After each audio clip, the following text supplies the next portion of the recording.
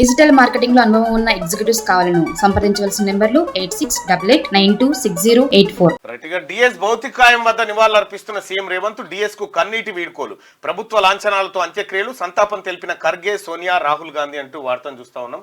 ఇక్కడ డి శ్రీనివాస్ గారు వాస్తవానికి ఆయన చాలా మంచి నాయకుడు ఉంటుండే, నాకు ఎప్పుడు సూచనలు సలహాలు చేస్తూ ఉండే.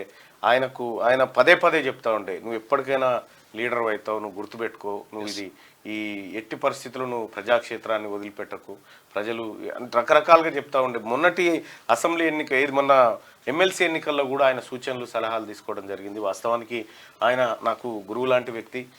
మోరోవర్ ఏంటంటే ఇద్దరు కొడుకులు ఉంటే మూడో కొడుకు లాంటి అట్లా చూసుకునేటువంటి వ్యక్తి.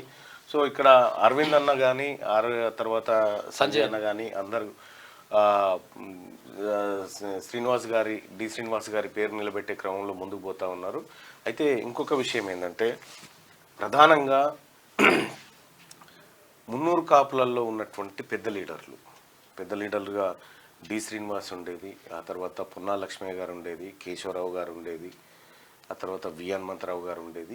ఈ తరం అంతా దాదాపుగా ఒక లేయర్ అయిపోయినటువంటి పరిస్థితి. ఇప్పుడు వాస్తవానికి ఫస్ట్ టైం రాష్ట్రం ఏర్పడ్డప్పటి ఉమ్మడి ఆంధ్రప్రదేశ్ నుంచి ఇప్పటి వరకు మున్నూరు కాపు మనిషి లేకుండా ఫస్ట్ టైం క్యాబినెట్ ఉంది, అంటే మినిస్టర్ లేకుండా.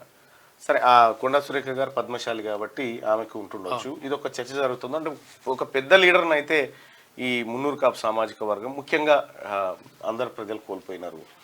నేను చనిపోయిన వెంటనే అక్కడికి వెళ్ళడం జరిగింది. ఇంటికి వెళ్ళి ఆయన పార్థివ దేహాన్ని దర్శించుకోవడం. డిజిటల్ మార్కెటింగ్ లో అనుభవం ఉన్న ఎగ్జిక్యూటివ్స్ కావాలను సంప్రదించవలసిన నెంబర్లు 8688926084.